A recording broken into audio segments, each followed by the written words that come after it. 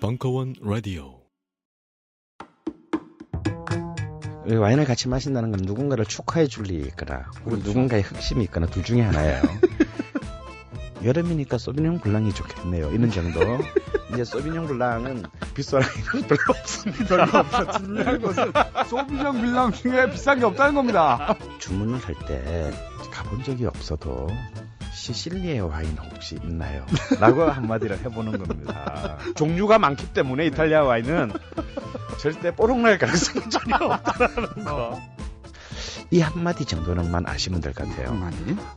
까바로 먼저 시작할까요? 이렇게 딱 하면 어디 갔어도 어디 가서도 예, 절대 밀리지 않고 절대 밀리는 극강의 엑기스 강헌의 와인 야부리 프리미엄 시즌2 수강 신청은 벙커원 홈페이지에서.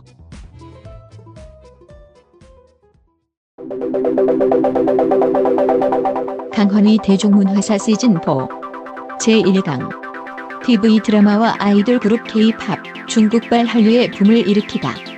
2017년 3월 27일 강연 2부. 시청각 자료는 유튜브 링크를 이용하세요.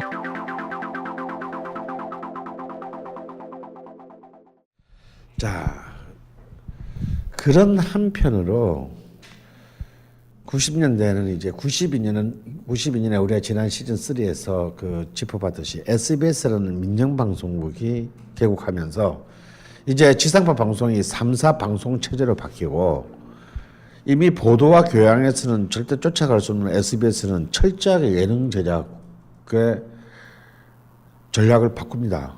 전략을 바꿔가지고 갑자기 SBS가 예능 제작을 완전 지금도 완전 드라마는 SBS 아닙니까? 갑자기 엄청난 그 파워를 가지게 되면서 MBC와 KBS는 이 SBS의 약진에 놀라서 이 예능 제작 프로그램에 대한 기획을 강화하게 돼요. 이렇게 되면서 이제 이때부터 살인적인 지상파 3사의 이른바 시청률 경쟁이라는 게 벌어지는데, 여러분 TV 시청률 조사가 언제 시작됐냐면요, 1991년에 시작됐어요. 그러니까 그 이전에 시청률이라는 게 없어. 시청률에서 되면서 이게 문제가 뭐냐면요, 바로 어제 방영된 시청률이 오늘 아침 출근하면 책상 위에 딱 올라와 있다라는 거야. 몇 달 뒤에 나오는 것도 아니고 바로 다음 날 책상에서 그냥 스코어가 나와요.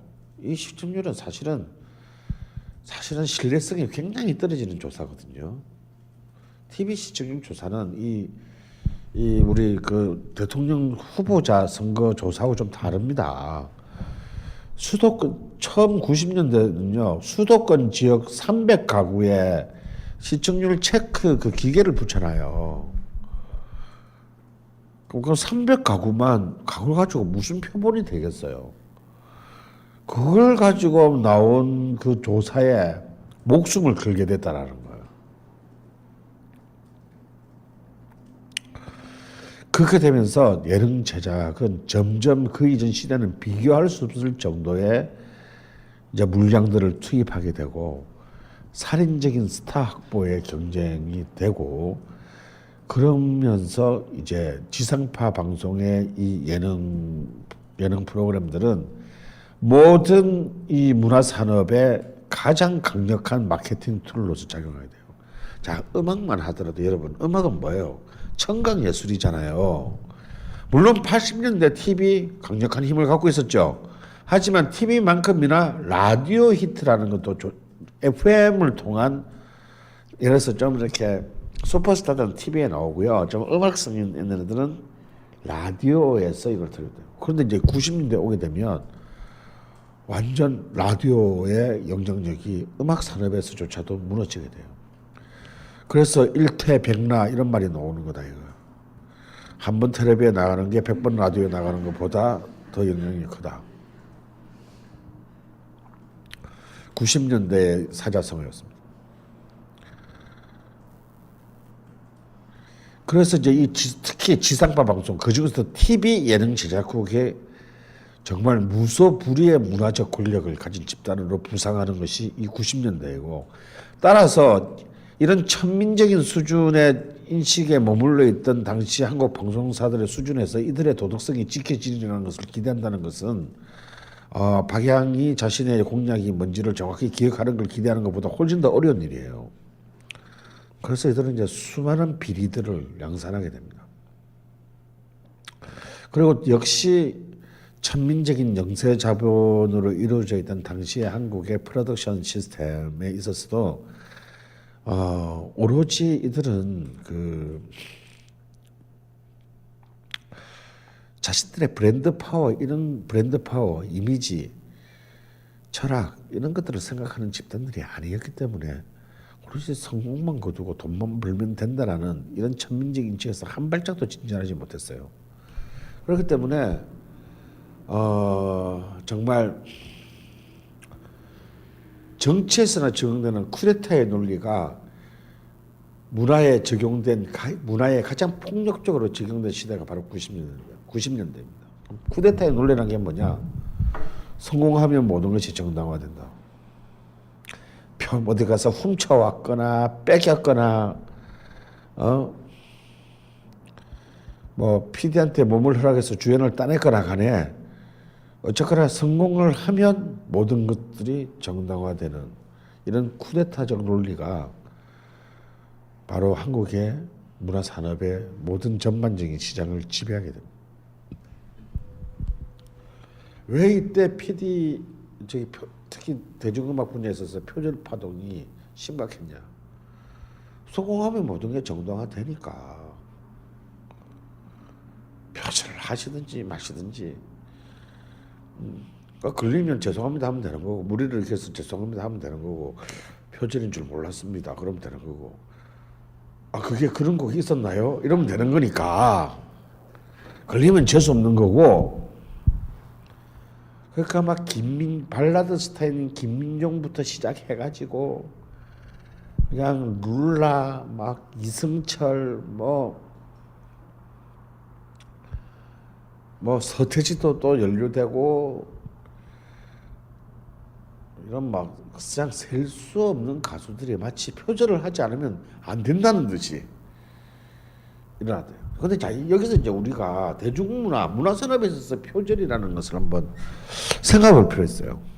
특히 90년대는 이제 지금 수감 중인 소설가 이인하, 실명 유철균, 내 과 후배예요. 내가 데리고 산 적도 있어. 존나게 패가지고 쫓아냈지만 이런부터가 바로 90년대 내가 누구인지 뭐 어쩌고 하는 자는 누구인가로 또 표절로 이렇게 걸려던 놈이지. 그러니까 이게 음악뿐만 아니라 굉장히 많은 분야에서 표절에 대한 문제가 되는데 왜 하필 90년대 이 표절의 문제가 심화되는가?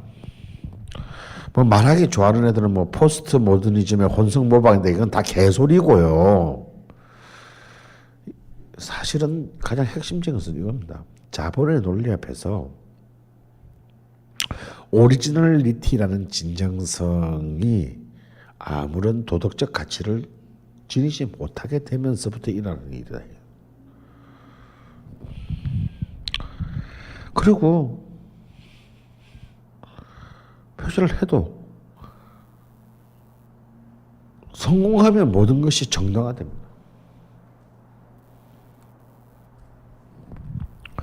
그런데 이 표절이라고 하는 것은 굉장히 민감한 문제이면서 동시에 제3자가 개입할 수 없는 문제이기도 해요. 법적으로는 표절이라는 것은 저작권법 위반이거든요.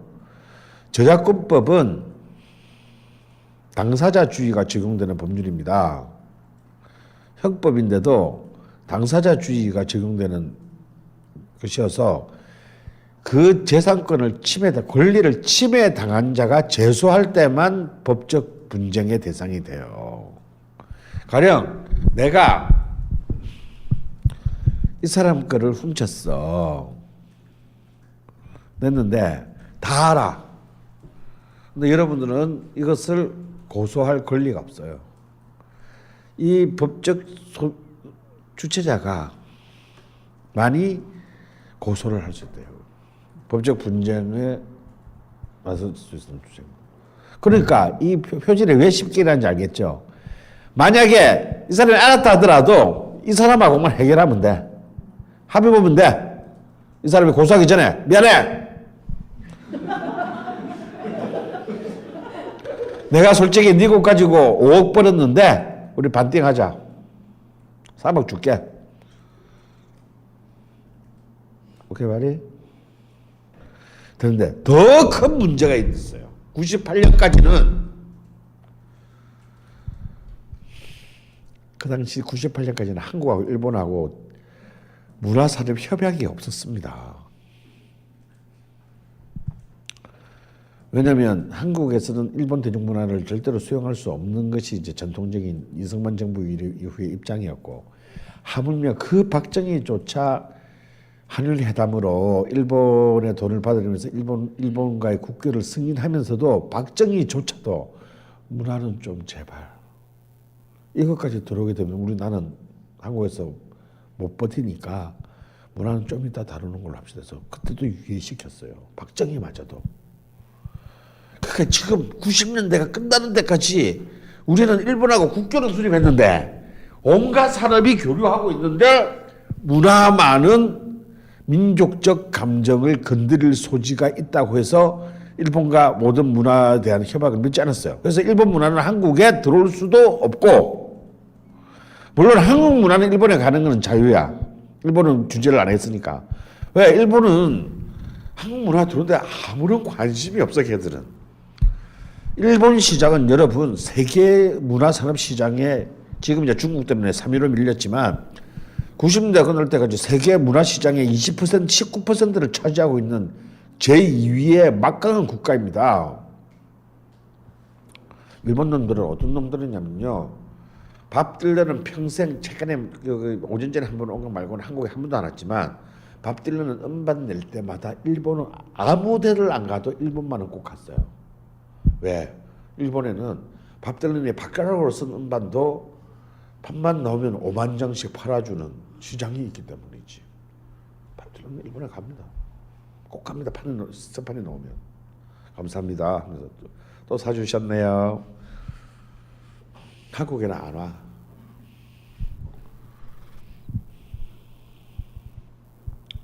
그런 나라인데, 전 세계의 모든 탑 클래스가 다 몰려드는 나라인데, 뭐 이런 그 미개한 조선진들이 뭐 그거에 대해서 관심도 없어, 걔들은. 그래서 있잖아요, 진짜 배용주는 진짜 연쇄 살인을 저질러도 우리는 사면해야 돼. 정말 중요한 거예요, 이거는. 일본의 언니들을 다 까무러치게 만든 한일 역사상 최초의 인물이에요. 한국 문화를 돈 주고 사보게 만든, 존중하게 만든 최고의 기여자가 배용준이에요. 그러니까 얘가 뭐 진짜 연쇄살인을 저질러도 국가적 차원에서 사실은 사면해야 돼.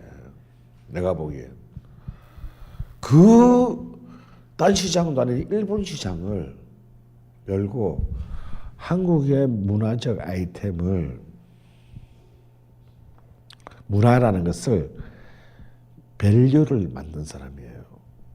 제 대학교 선배 중에 20년 동안 일본에 가서 살면서 한일 문화 컨텐츠들, 한국 문화 컨텐츠들 일본에 소개하고 파는 그런 이제 일을 쭉 해온 사람이 있어요.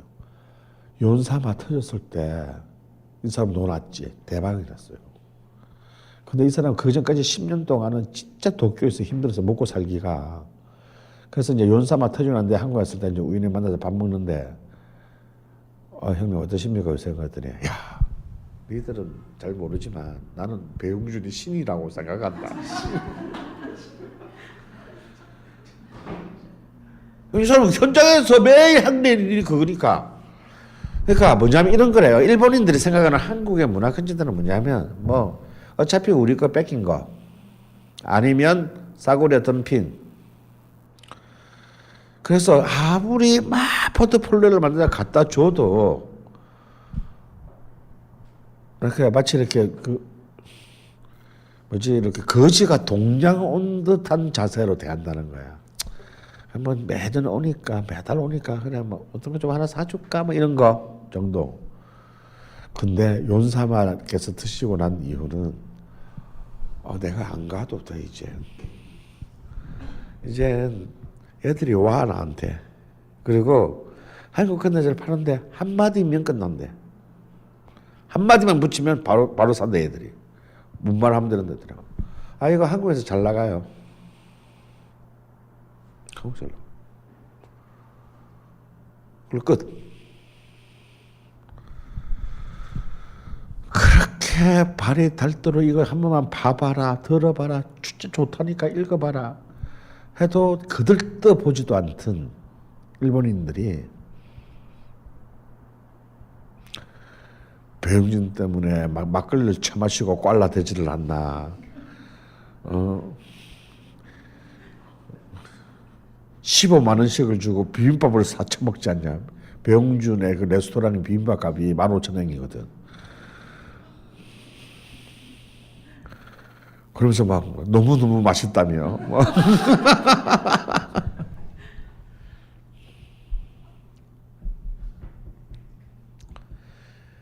근데 이 표절 시비가 나는 것에 제일 90%가 전부 다 바로 그 일본 음악들이었다는 거야. 왜? 일본의 작곡가들은 알아도 제소를 할 수가 없어요. 양국 간의 문화 협정이 없기 때문에.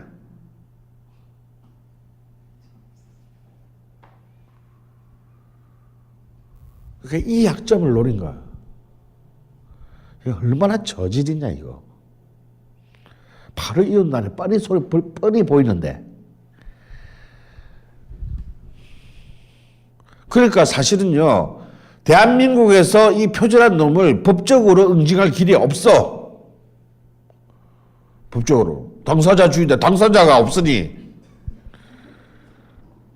그걸 노력하는 겁니다. 그때 제가 분전이 일어나. 제3자가 개입할 수 있다. 법적으로는 안 되지만 사회적으로는 가능하다. 왜? 이들은 10대에게, 한국의 10대에 굉장히 영향을 끼치는 사회적 존재이므로 그들의 사회적 영향력에 가서 책임을 물을 수 있다. 이런 놈들이 도둑질이나 해가지고 우리 앞에서 보라듯이 보고 산다면 이놈의 나라가 어떻게 되겠냐.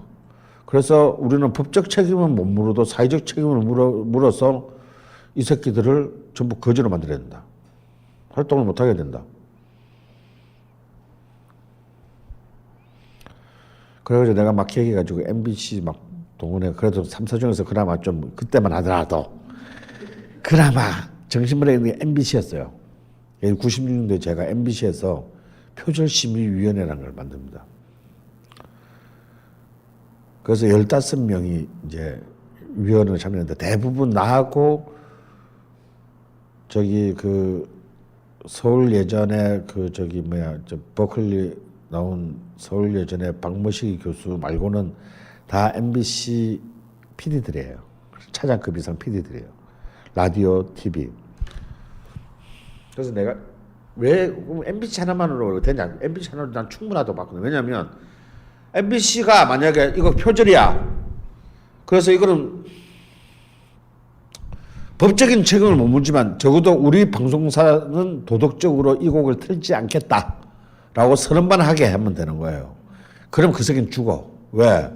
야, MBC가 안 트는 곡을 문제가 있다 표절해서 안 트는 곡을 SBS가 어떻게 틀고 KBS가 어떻게 틀겠어요? 그럼 그 새끼 망하는 거예요. 그래서 그걸 딱 노리고 MBC를 싹 꼬셔가지고 MBC 심의국 안에 표절 심의를 만들 때까지는 성공을 했어요. 그래서 내가 언젠가는 내가 이 비사를 꼭 다큐멘터리로 만들 거예요. 첫 번째 희생자가 필요해. 첫 번째 희생자가. 첫 번째는 너무 거물은 안 돼. H.O.T를 난 사실 보내고 싶었는데 H.O.T를 보내려 했다는 내가 블로잉 인 더 윈드 될 판이야. 그래서 그렇다고 너무 무명을 보내봐야 의미가 없잖아. 그래서 내가 딱 잡은 타켓이 주주클럽이었어요. 주주클럽에 이제 이 집이 70만 장이 팔리고 있었거든. 걔들 고생 많이 한 거 알아요, 나도. 근데 그 개새끼들은 이 집의 10곡 중에 6곡을 표절했어. 이건 심하지 않냐. 야, 앨범 수록곡이 10곡인데 6곡이 표절곡이야. 그래서 미안하다. 니들 고생은 알지만 니들이 아무래도 첫 번째로 희생이 돼야 된다. 그래서 그 교수랑 6곡을 전부 다 자료를 조사해서 빼도 박도 못하게 이제 표절임을 다 증명해놓고 이제 회의를 소집을 했습니다.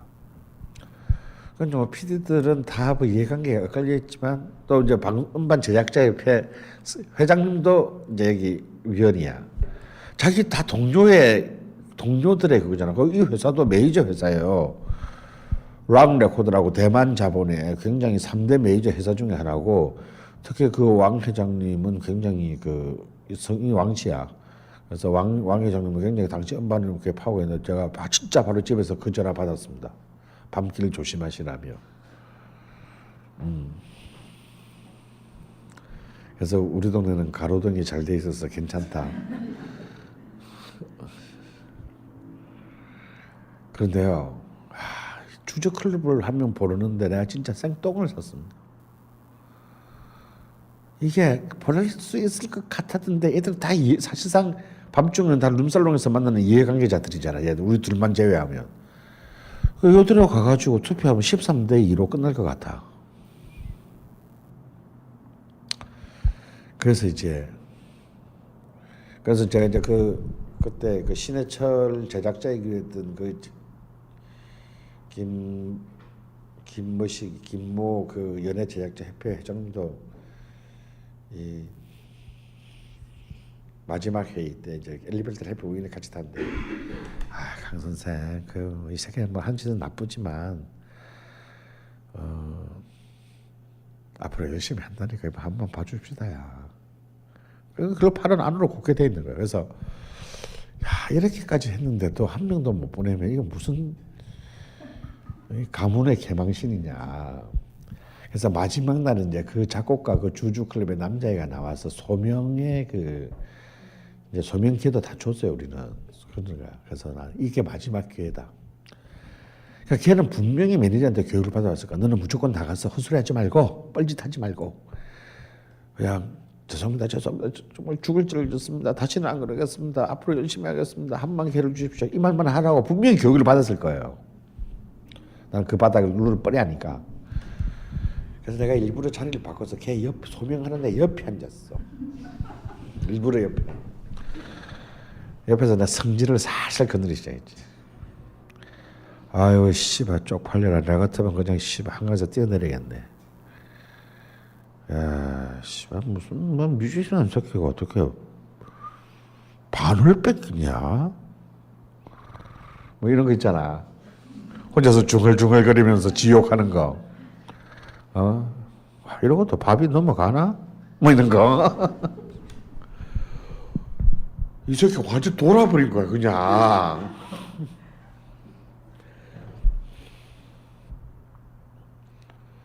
결정적으로 굉장히 야비하게 막 비난을 했습니다. 딴 사람들은 안 들리게. 그래도 이 자식이 완전히 그냥 죄송합니다고 했으면 13대로 끝날 것을 특히 저는 알거든요. 막 성공한 애들이 실수하는 거.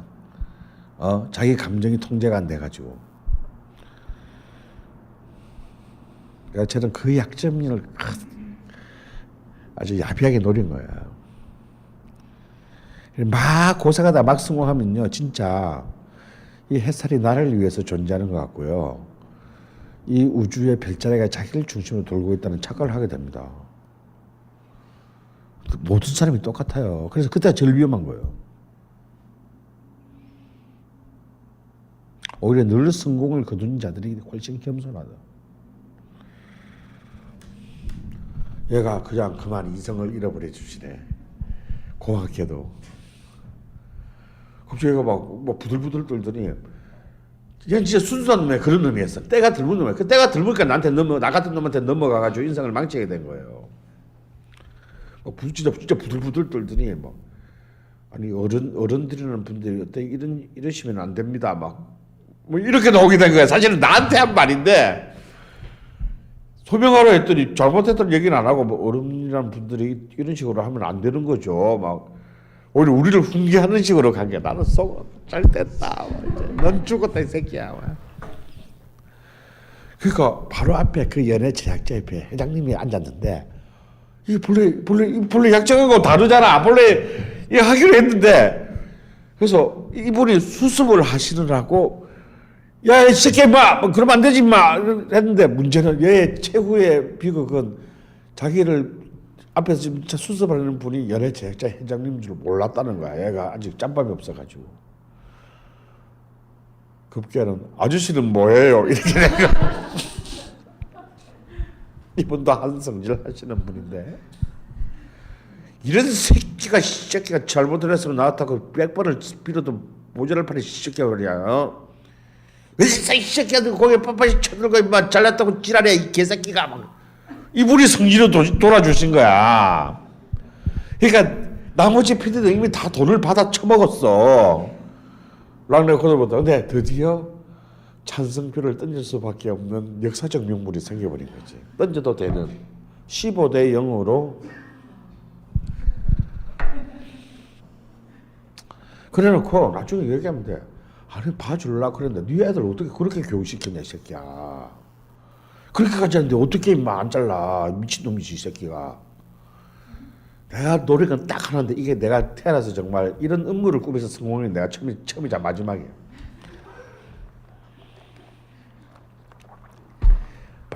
그때 제일 통쾌했어 내 인생에서. 내가 정말 파업정 날 때보다 이때가 더 통쾌했어.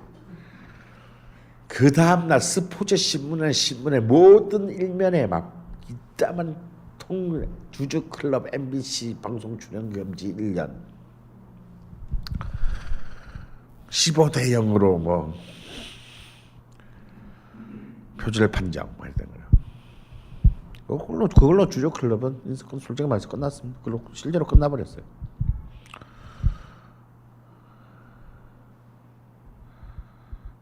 그때 좋았는데 그래서 저는 이제 드디어 간이 더 부었겠죠. 드디어 H.O.T를 보낼 때가 왔다. 그래서 이제 차곡차곡 준비를 했습니다. 근데 이게 너무 반응이 언론에서 크게 다루니까 이분들도 솔직히 좀 업됐어. 야, 우리가 한 게 이게 큰 거냐 이게 이렇게 막. 봐요, 형 이거 진짜 잘 만든 거라니까 막. 야 그래. 뭔가 내 착한 일 한 것 같다. 새끼 난 알지 속에 개새끼 어젯밤에 왕 회장이랑 룸방에서 술 얻어먹은 주제 이 개새끼가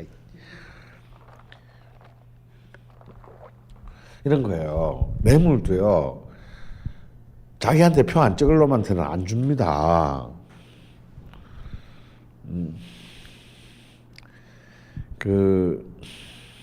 그래서 이제 또 아주 더 정교하게 준비해서 이제 H.O.T를 이제 모란을 만반의 준비를 6개월에 걸쳐서 했어요. 그래가지고 이번에는요 진짜 일사천리를 찍어냅니다. 이분들도 약간 업돼서 그래 이미 주제 컬러를 보낸다 뭐 H.O.T도 보냈지 뭐.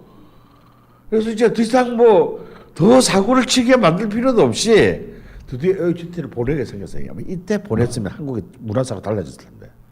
나는 영원한 역적으로 몰리게 될 거예요. 나중에 이제 한류를 몰고 오게 될 SM을 망가뜨린 놈으로. 근데 SM은 SM이었어요. 자, 마지막 소명날도요. 마지막 소명의 기회를 줘서 이제 H.O.T 쪽에 작곡가나 뭐 가수가 나오게 됐는데 거기에 사장님이 나오셨어. 딱 나와가지고. 근데 보통 MBC 6층에서 회를 했는데 그날은 회의 장소가 여의도 중국 전란에 비싼 중국집 특실이야. 이거부터 그걸로 갈 때부터가 이게 약간 기분이 살짝 안 좋았어요. 아니 이걸 왜 여기서 회의를 하지? 그것도 소명 회의를. 당시 SM 엔터테인먼트 사장 김경욱이 직접 나왔어요. 넘버 2. 정말 다 90도로 딱 저라고. 정말 이런 창작회에 있었어요. 사실 이런 표절이 아니라고 우길 수도 있는데 촬영을 자꾸 달게 받아들이겠으며 H.O.T가 이것으로 해산이 되는 한이 있더라도 SM은 앞으로 이번 기회를 삼아서 창작에 있어서의 도덕성을 무엇보다도 수호할 것임을 약속드립니다. 뭐야 잘라달라는 얘기야 뭐야 막 분위기가 너무 숙연해지고 숭고해지는 거예요. 근데 갑자기 이렇게 막 그 비싼 중국 요리를 먹는데 이게 넘어가지가 않아. 이거 분명히 저 새끼들이 샀을 텐데 왜 자기 회사를 망가뜨리는데 밥을 사주지? 그 이유는 그래서 이제 소명계도 끝났고 이제 그 다음 주에 만나서 투표하면 끝나는 거예요. 근데 그 전에 분위기는 완전 15대 0이었거든.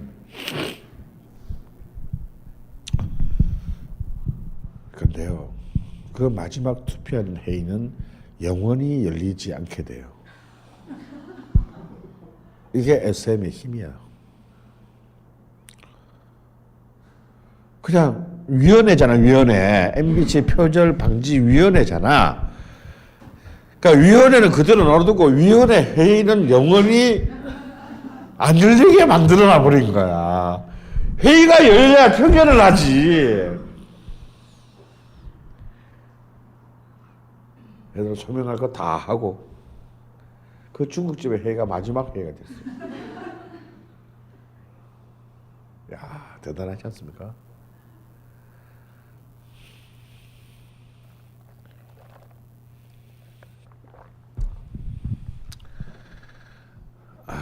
그러면서 예능 제작국 PD들을 싹 구설마가지고 예능 제작국의 국장, 차장, CP들이 전부 이 여기 위원으로 들어와 있는 자기 동료들한테 이 새끼들 미친놈들 아니냐? H.O.T 버려 우리는 뭘로 먹고 살아라고. 정신 차려라 이 새끼야.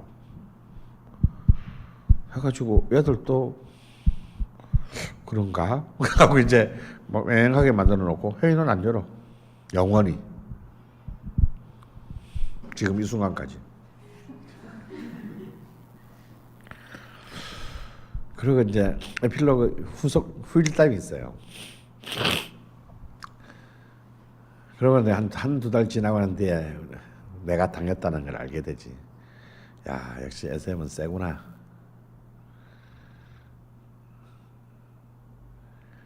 그래서 3달 뒤에, 그러고부터 한 3달 뒤에 MBC 대학가요제 했는데 서강대학에서 이제 했는데요. 그때가 대학가요제 30주년이야. 그 대학가요제 1회 대학가요제 사회를 이수만이 봤거든.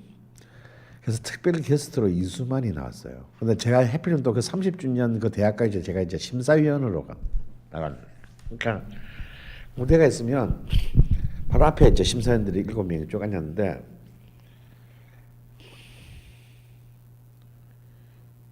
내 옆이 이쪽 옆이 이적이고 이적은 아니고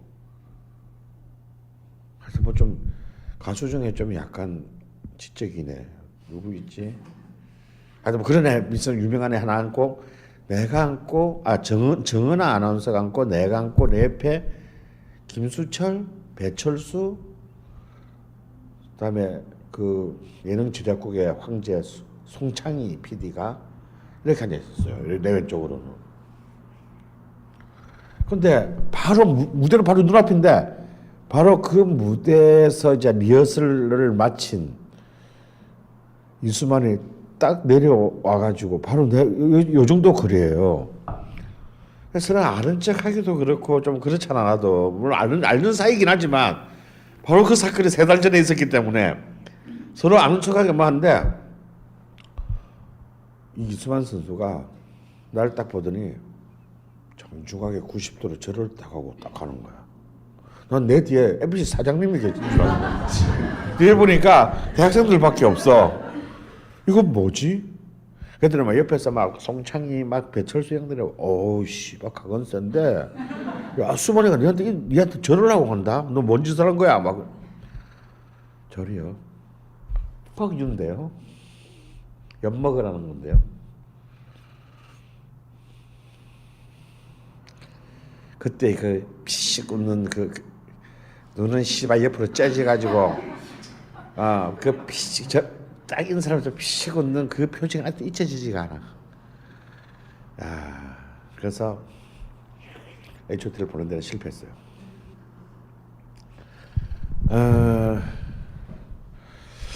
결국 이제 이런 표절의 이 파문이라고 하는 것은 표절 파동이라고 하는 것은 간단합니다. 아까 말했지만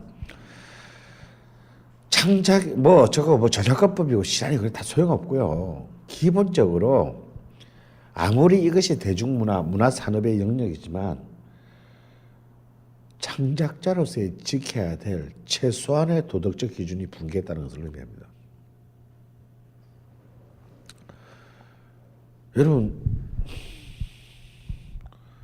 왜 미국이나 영국에서는 미국의 대중음악에서는 표절 사태가 그렇게 자주 일어나지 않는 걸까요? 물론 미국이나 영국에서도 역사적인 표절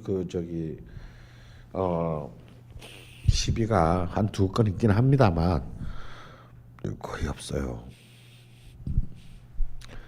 그건 우리보다 걔들이 훨씬 도덕적이어서가 아닙니다. 그거는 표절에 걸리잖아.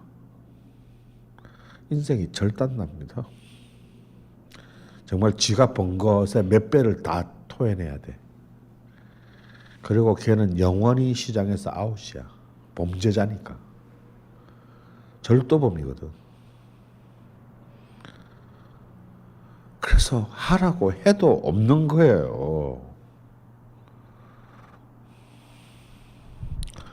그러니까 이것은 사실은 인식과 판결의 부족인데 우리는 안 되면 걸리면 합의보면 되지 뭐. 이런 할팔상을 지금 이 순간에도 그런 것들이 이제 자행되고 있다 이거. 이러한 표절이 가장 극점에 올랐던 것이 바로 또한 이 96년, 97년 상황이다라는 겁니다. 그 표절 파문 중에서 가장 극적인 표절 사례.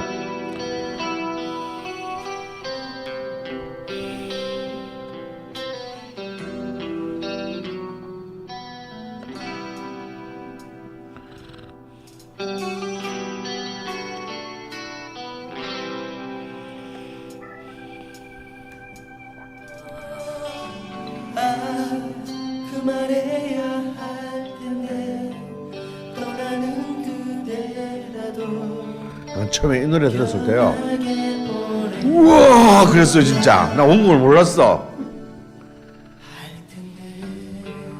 야 우리가 이런 곡을 작곡하나 막.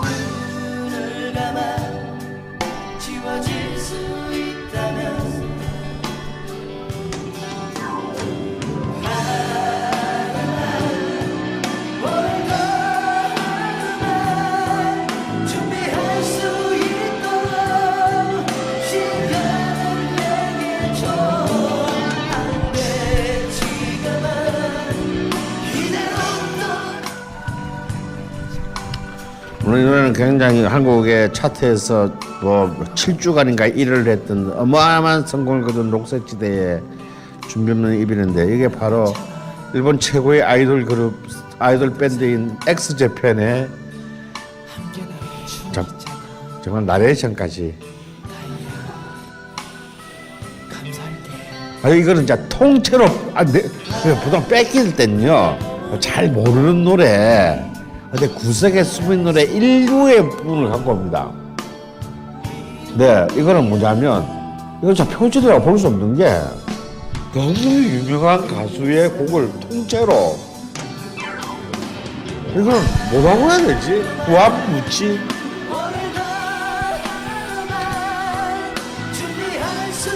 그리고 뭐 작사 자기 이름들 넣고 작곡.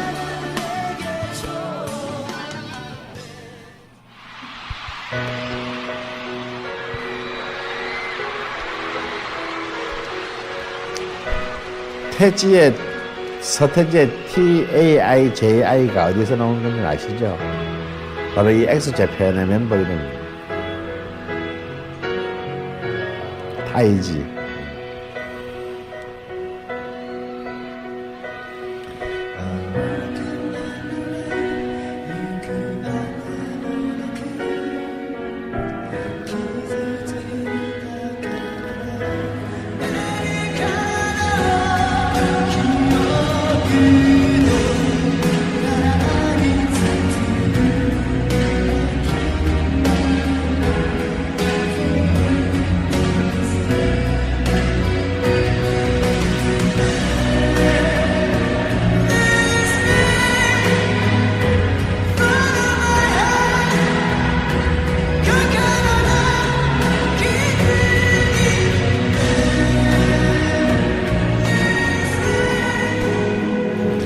이 준비 없는 이별의 작사 작곡자 이름은 김범용입니다. 80년대 스타 가수였죠. 그리고 90년대에는 이제 제작자로 나서서 표절의 선봉에서 이제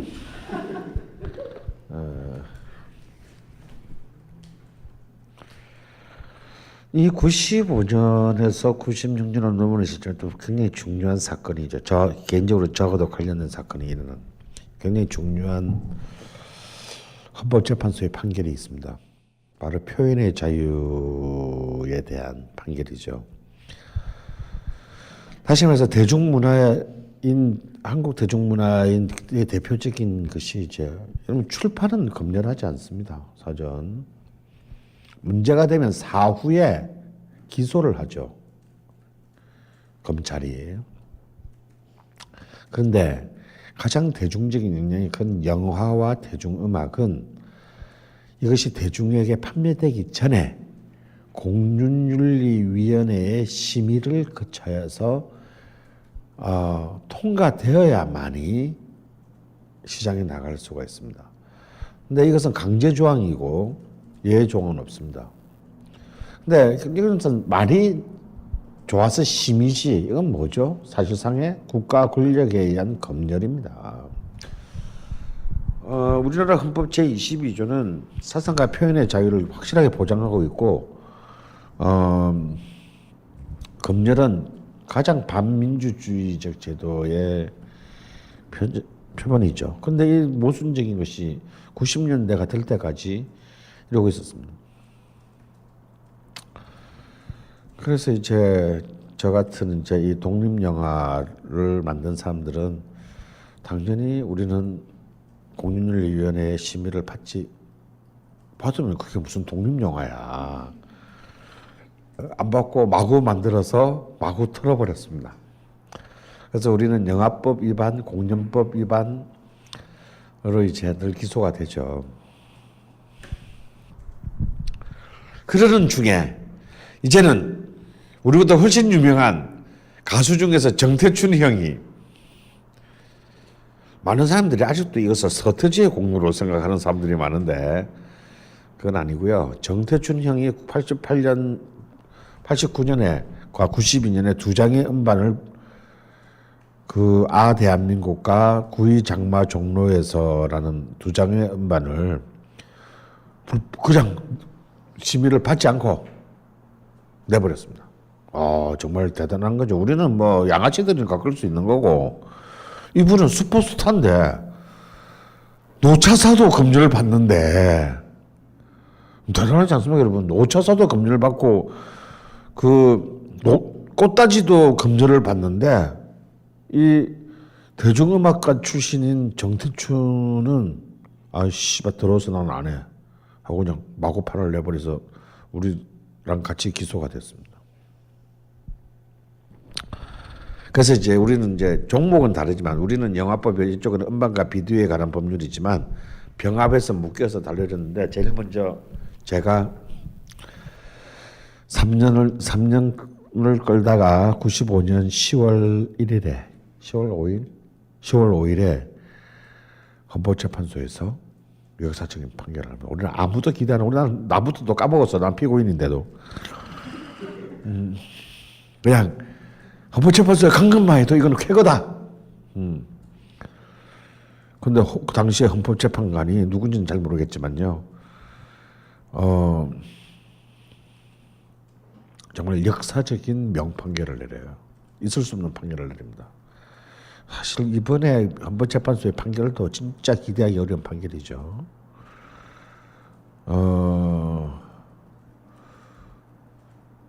사전심의 공준윤리위원회라는 국가기관에 의한 사전심의는 사실상의 검열이며 표현의 자유를 보장하고 있는 헌법 제22조를 위반했으므로 당연히 피고는 무죄이며 여태껏 그것을 자행해온 공준윤리위원회는 이 시점부터 폐쇄한다. 제가 많은 사람들의 밥줄을 끊었습니다.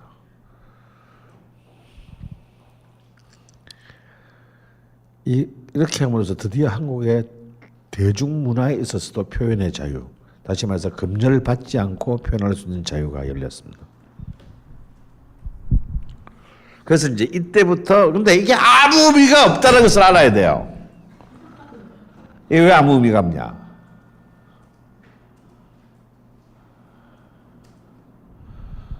음악은 의미 있었습니다. 음악은 이제 출판처럼 사후심의로 넘어갔기 때문에 그건 사후심의는 글자 그대로 심의죠. 이거는 이견을 다툴 수 있습니다. 근데 영화는 곤란해요. 왜? 포르노가 있기 때문이다. 여러분, 여자 남자가 훌떡 벗고 성기를 노출한 채 나와서 둘이서 빠구리를 한다. 예술 영화라고 우기면 예술 영화인데 어디서부터가 포르노고 어디서부터가 예술 영화인지를 판별할 수 있는 판관은 존재할 수 없습니다. 그렇죠? 그래서 영화는 사전 심의는 없애되 뭘 도입하느냐면 이른바 등급제 심의, 영화 등급위원회를 만들어서 나이별로, 그러니까 네가 이걸 표현하겠다 그러면 오케이. 그 대신에 나이에 제한은 두자. 그러니까 미국식 방식을 도입한 거죠. 요 새끼들이 요사하기도 제1의 영등위원으로 저를 위촉했습니다. 바로 그 직전까지 공륜의 피고였던 나를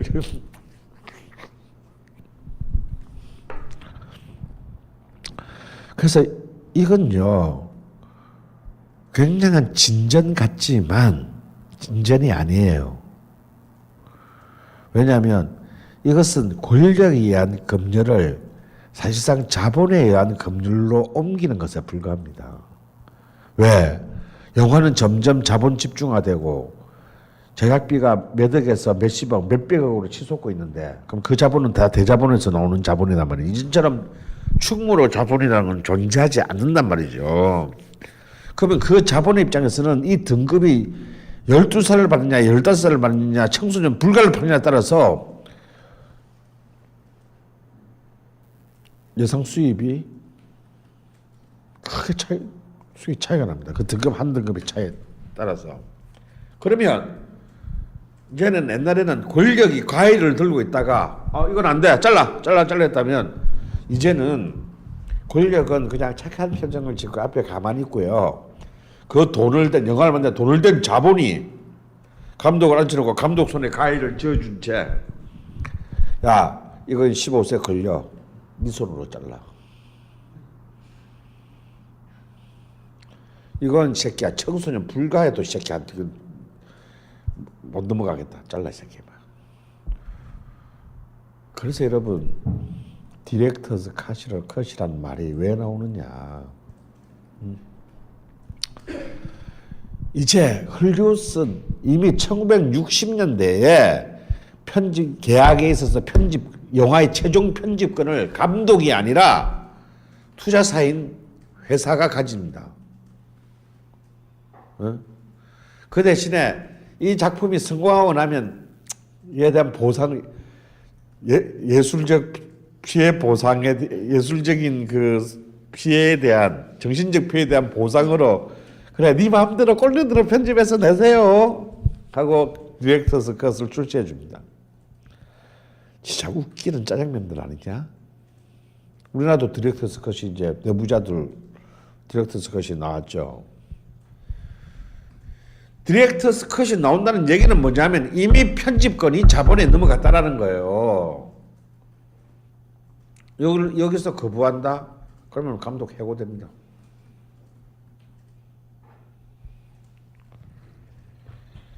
그래서 등급위로의 전환은 사실상 가위질의 주체가 권력에서 대자본으로 넘어가는 것일 뿐 어떤 의미에서의 예술적 자유하고는 사실상 거리가 멀다. 단 대중음악 부분에 있어서는 이제 더 이상 대중음악가들이 더 이상 스스로 자기 검열을 하지 않고 자기가 표현하고 싶어하는 곡들을 마음대로 표현할 수 있게 됨으로써 특히 홍대를 중심으로 활동하는 인디들이 그 말도 안 되는 자기 표현들을 전부 음반으로 담아서 표현할 수 있게 됐다 이거예요. 다만 이제 방송국의 음반은 아무나 만들고 팔을 수 있어야 되는 것이고 방송은 불특정 다수가 듣는 것이기 때문에 방송은 방송마다 자체의 심의기구가 있어서 이거는 방송 불가 여기까지인데 그래서 또 여기서 평화방송은 가톨릭 방송이기 때문에 가톨릭을 모욕하는 거라면 안 되겠지. 불교를 모욕하는 노래는 틀어도 되지만 가톨릭을 모욕하는 노래는 틀 수 없잖아. 그러니까 각 방송사마다 심의 기준이 다 다릅니다. 어떤 데는 통과되는 게 어떤 데는 금지고요. 이 방송사에서 금지인 것은 저 방송 평화 방송은 금지인데 불교 방송은 틀어도 되고. 그래서 그 심의 기준들이 전부 다 방송사마다 독특한 자기들의 기준들이 있어요. 그것은 글자 그대로 방송사 그 자체가 자율적으로 행하는 기준이기 때문에 그건 우리가 개입할 수 없다. 마치 방송사의 심의 기준까지를 검열로 보는 견해가 있는데 그것은 너무 지나친 견해이고요. 그럼 그게 꼬우시면 그냥 우리가 방송사를 만들면 돼. 아무데나 막 싸이 2집 같은 거 막 틀 수 있게. 싸이 2집은 전곡이 금지당했거든.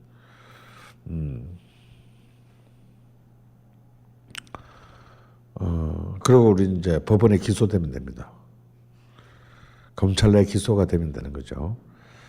그래서 이제 이런 체제로 감으로써 이제 일관되게 사랑 타령 일색이었던 대중음악의 표현들이 이제는 하물며 돈 보고 돈 벌자고 만드는 그런 아이돌 그룹의 가사들도 굉장히 파괴적이고 공격적이고 도전적인 그런 가사들이 쉽게 이제 발표될 수 있는 것도 사실은 이제 이 위헌 판결로 인한 하나의 큰 진전이라고 할 수 있대요. 하지만 바로 이 아이돌 그룹이 아까 제가 이상한 나라 망조의 전조라고 했잖아요.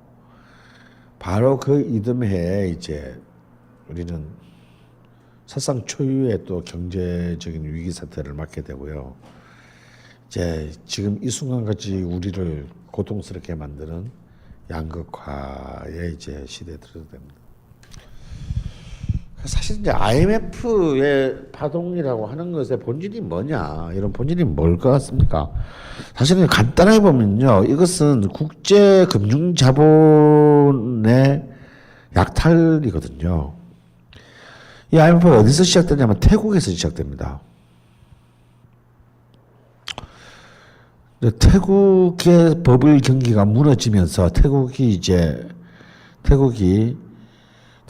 막 그 고금리 막 정책을 펴면서 이제 많은 세계 투자자만 왕 몰렸다가 버블로 무너지면서 이 태국에서 이제 그 세계 국제 그 자본들이 전부 다 순식간에 인출하면서 이제 자본을 이제 회수하면서 태국이 이제 그 지불불능의 상태에 빠지게 돼요.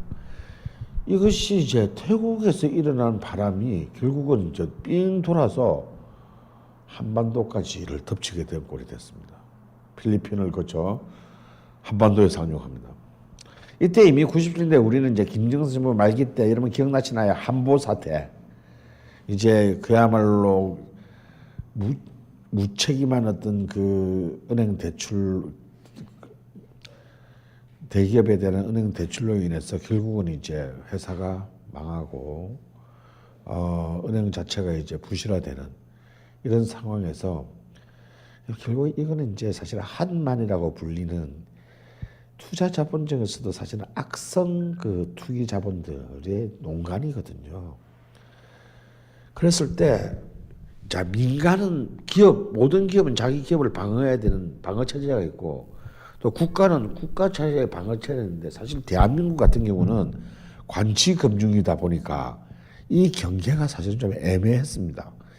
그러다 보니까 이 김정삼 말기에 가뜩이나 이제 권력 자체가 이제 레임덕에 빠지면서 애매하고 한보가 터졌을 때 그 허점을 노리고 사실은 이제 이 약탈적인 한머니들이 그대로 터치는데 한국 정부가 이제 외환을 방어하지 못한 거죠.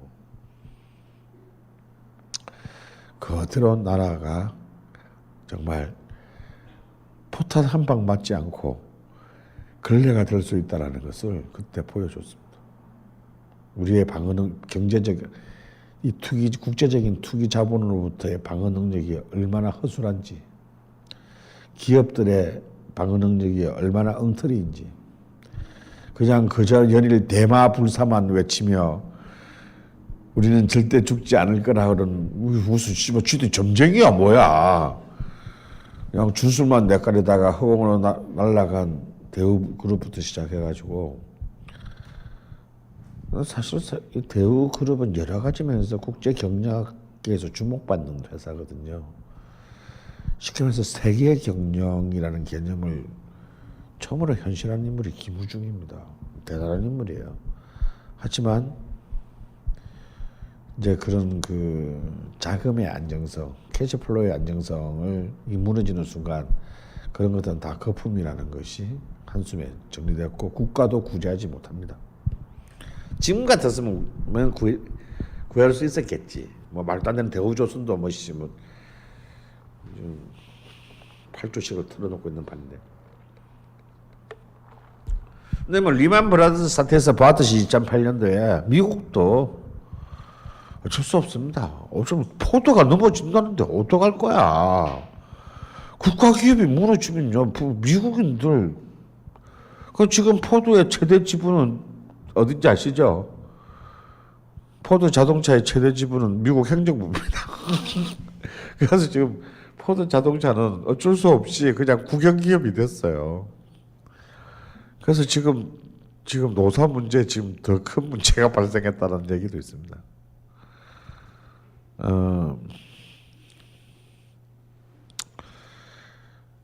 이런 그 사실상 정말 어이없는 이제 이른바 모럴 해저드에 의한 파국, 도덕적 해이에 의한 사실 경제적 파국은 이 엘리트들이 모럴 해저드를 했는데 왜 고생은 우리가 해야 되는 거야? 왜 걔들은 왜 아무도 책임 안 지는 거야?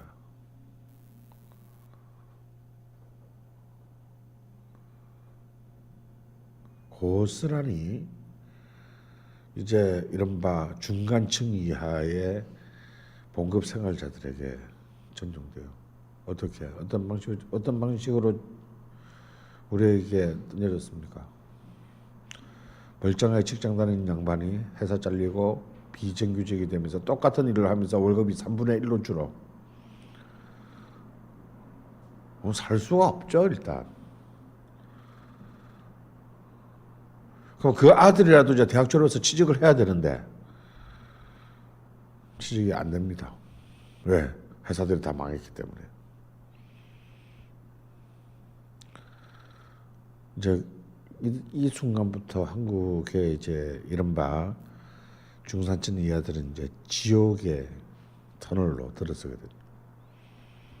지금 이 순간까지요.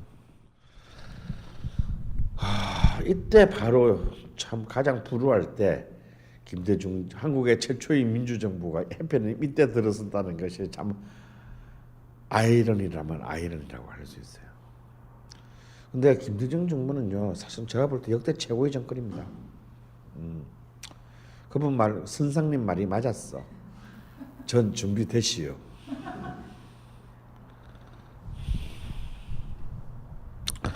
굉장히 현명한 방식으로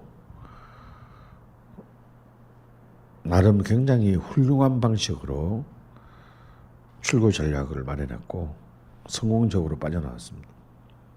큰 부작용 없이.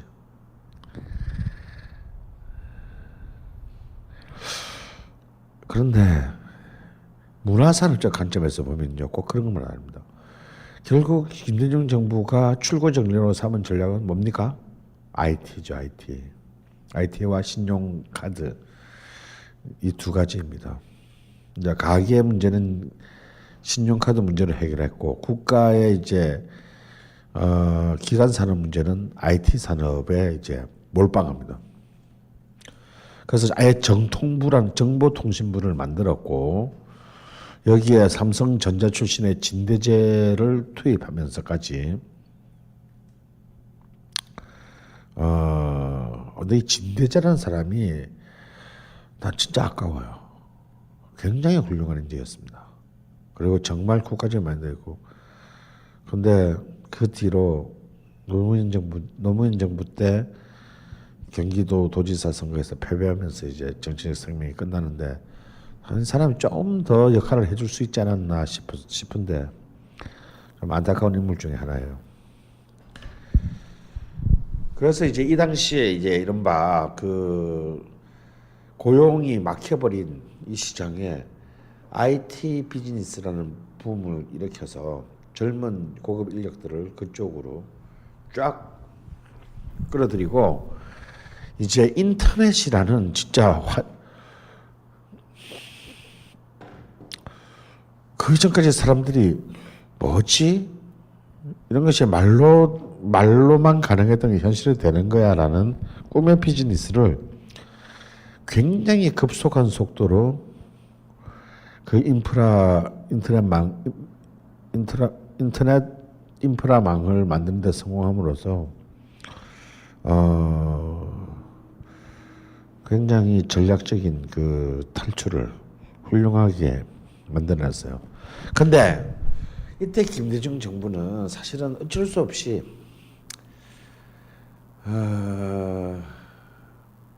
얼터너티브한 선택을 합니다. 뭐냐면요, IT 산업을 육성하기 위해서 작은 산업은 전략적으로 포기합니다. 그때 포기한 산업 중에 하나가 뭐냐? 음반 산업입니다.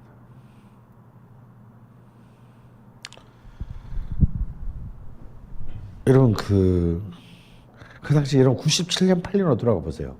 그때 우리가 집에서 가정용 PC를 사고 인터넷망에 가입하면 마치 노래는 공짜로 다운받을 수 있다라는 미필적 고의에 의한 실수를 해도 법적으로 제재받지 않는다라는 그런 이상한 신화에 스스로 동의한 것 같지 않습니까? 무슨 말이냐면요,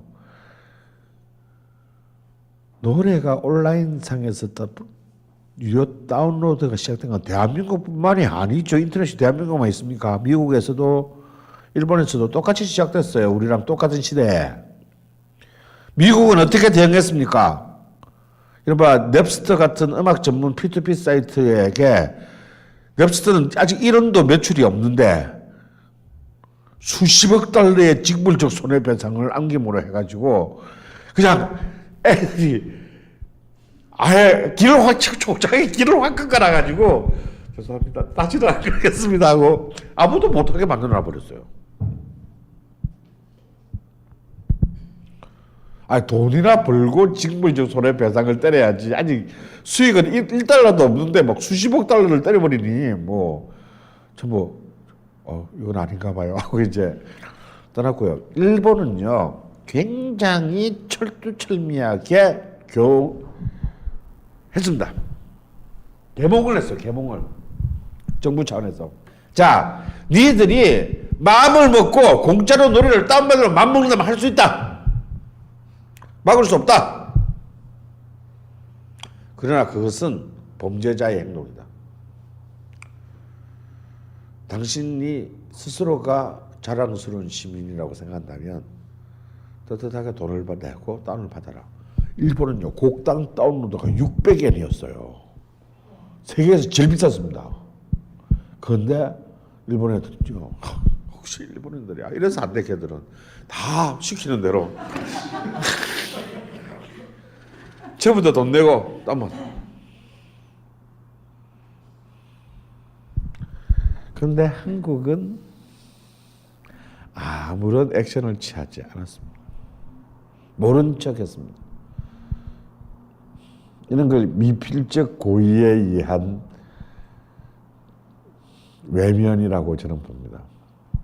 그러면 음반 업계라도 나서서 이것을 홍보해야 되는데 제가 그때 1위부터 10위 사이에 그 회사 사장님들을 다 본 적이 있어요. 한 명만 빼고 이수만만 빼고.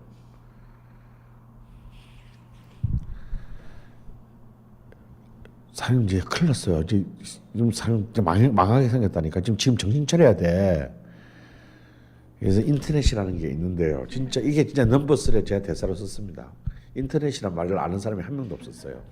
인터폴 뭐 이러고 있었어요.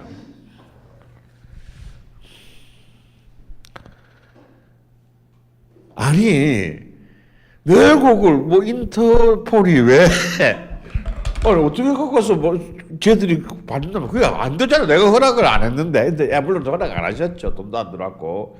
근데 그게 그렇게 할 수 있어요 라고 말씀을 드렸는데 말하는 내가 한심한 거야. 왜? 이분들 책상 위에는 컴퓨터가 한 명도 없었어.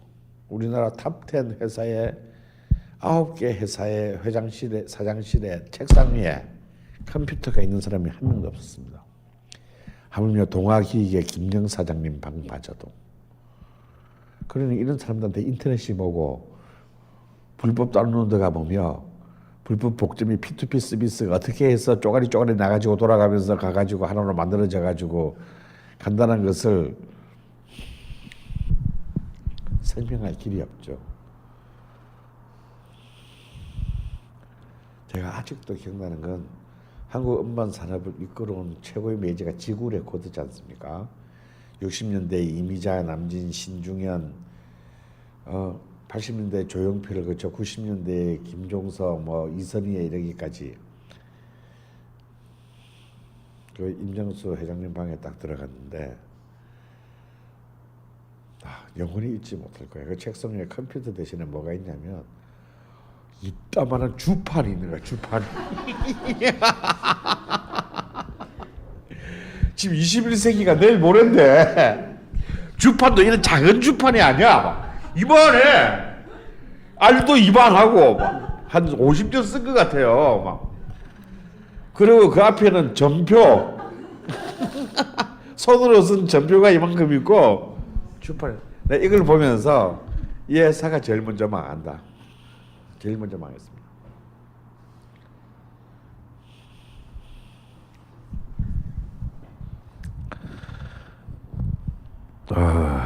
그리고 그분은 정말 내 얘기를 끝까지 들어주려고 노력을 하신 분이에요. 연세가 80인데도. 근데 끝까지 이해를 못 하셨지. 아니 내가 출고를 하는데 애들이 어떻게 음악을 들어? 끝까지 이걸 얘기를 하시는 거예요. 그래서 그래서 회장님이 출고를 하시나 마나 아무 상관이 없다니까요.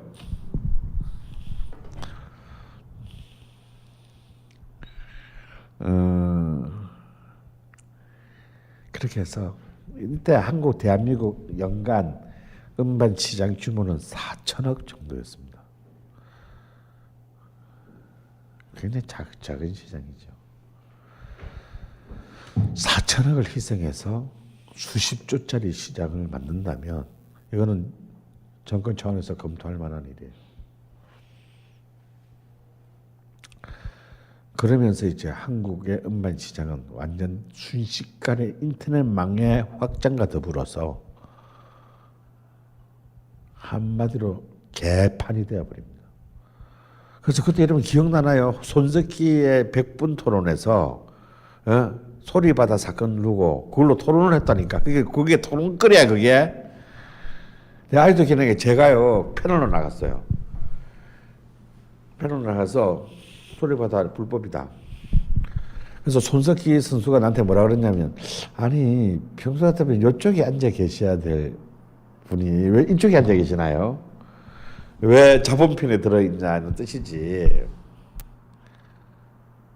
그 이쪽에 앉았던 이른바 진보적인 변호사라는 새끼는 무슨 소리 하냐면 정보의 민주적 공유권 어쩌고 이런 얘기를 하고 있는 거야. 그래서 내가 그 변호사한테 그냥 딱 내려버렸습니다. 변호사님 제 돈이 필요하거든요. 저는 변호사님의 구자를 공유하고 싶습니다. 번호와 비밀번호 지금 공개적으로 알려주실 수 없나요? 무슨 씨발 정보의 민주주의 공개 같은 소리를 하고 있어.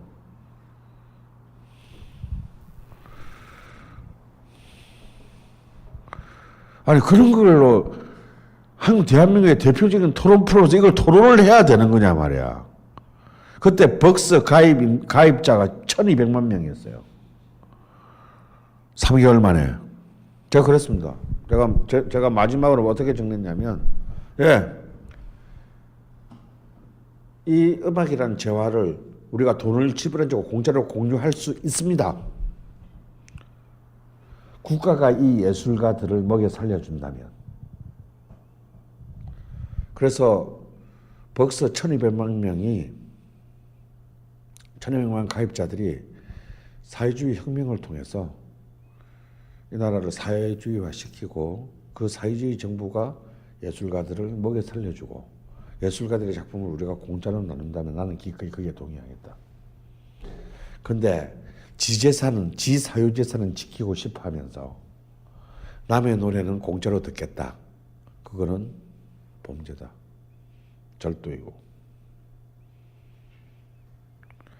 이런 걸 TV에 나가서 얘기해야 되는, 이런 걸 TV에 나가서 얘기해야 되는 내용이에요, 이게. 그런 걸 100분 토론에서 다루었을 정도로 우리는 굉장히 어이없는 인식들을 하고 있었던 겁니다. IT라는 환상에 취해서. 그래서 음반 산업은 그 순간 괴멸합니다. 아니 쉽게 공짜로 들을 수 있는데 왜 어렵게 돈 내고 사야 되는 거야. 본래 이 공짜라고 하는 것은 돈을 내면 쉽게 살 수 있는데 공짜로 들을 수 있지만 우리가 돈 내는 이유는 공짜로 들을 수는 있는데 들으려면 굉장히 힘들게 너무 많은 시간과 노력을 해야 공짜로 들을 수 있으니까 이 더러운 씨발 돈 내고 들으려고 듣는 거지. 근데 오히려 공짜로 듣는 건 너무 쉽고 돈을 내고 사는 게 더 어렵고 귀찮은 일이라면 우리 미친 새끼가 돈을 내겠냐. 이렇게 함으로써 불법 다운로드, 그때는 망의 속도가 느렸기 때문에 영화는 타격을 받지 않았어요. 왜냐면 영화 한 편 다운로드 받으려면 초기에는 막 2박 3일 걸렸기 때문에 영화 산업의 타격은 굉장히 덜했습니다. 또 받아놔도 당시 도스 시절이라 이걸 어떻게 저장을 해야 되는지도 이게 만만치 않아가지고 저장 용량비가 이 영화 티켓보다 더 비쌌기 때문에 영화는 타격을 크게 입지 않았어요. 근데 이 불법 다운로드로 걸리고 여기서 김대중 정부는 또 더 희한한 전략적 선택을 하는데 IT를 살리려다 보니까 유관된 게임 등등등을 하다 보니까 영화까지는 살려야 되겠다는 생각을 합니다.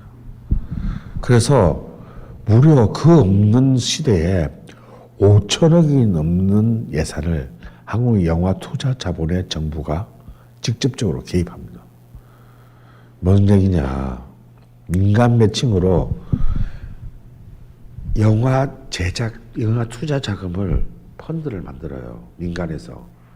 자, 내가 250억 될 테니까요. 정부도 250억 주세요. 그럼 500억짜리가 되잖아. 그럼 이게 이익이 날 수도 있고 손실이 날 수도 있잖아요. 그럼 손실 나는 거는 정부분부터 까. 그럼 민간 돈 250억이 최대한 보호받겠죠. 이것은 사실 산업에 대한 공공기관의 개입을 방지하는 WTO 협정 위반입니다. 국가가 인위적으로 산업에 개입해서는 안 된다는 게 WTO 협정이거든요. 하지만 김대중 정부는 WTO 협정을 어겨가면서까지 굉장히 창조적인 방식으로 한국 영화를 극적으로 성공시키는데 기여했습니다. 이것도 다이나믹 코리아가 아니면 불가능한 얘기예요. 그 전까지 한국 영화는요, 90년대 중반까지 제가 영화판에서 봐서 잘 알지 않습니까? 한국 영화는 임금택이 찍거나 내가 만드나 해외 마켓에 가면 다 만불이에요. 임금택 영화도 만불. 떨이 상품이야. 아니, 보지도 않아, 내용을. 그냥 뭣도 막.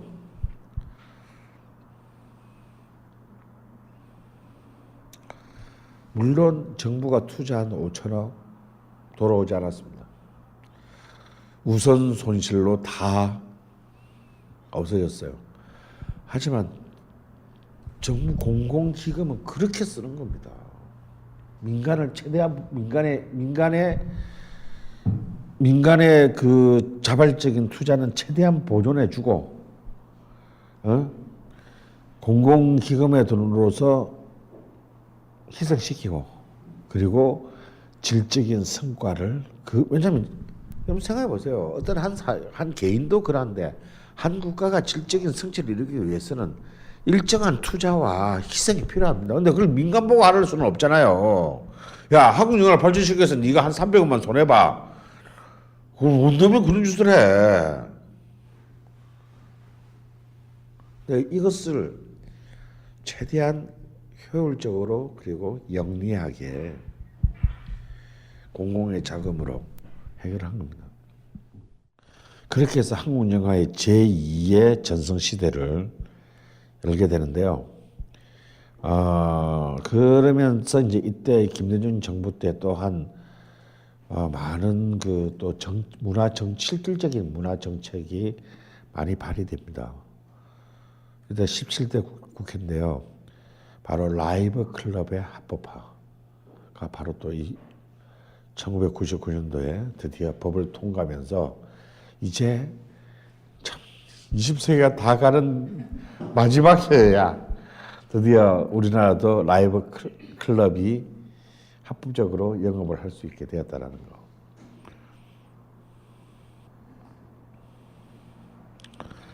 사실 이 얘기만 해도 굉장히 재밌는 얘기 많은데요. 요 인디와 요 영화 드라마에 대한 부분은 다음 시간에 이어서 하도록 하겠습니다. 감사합니다. 다음 주에 뵙겠습니다.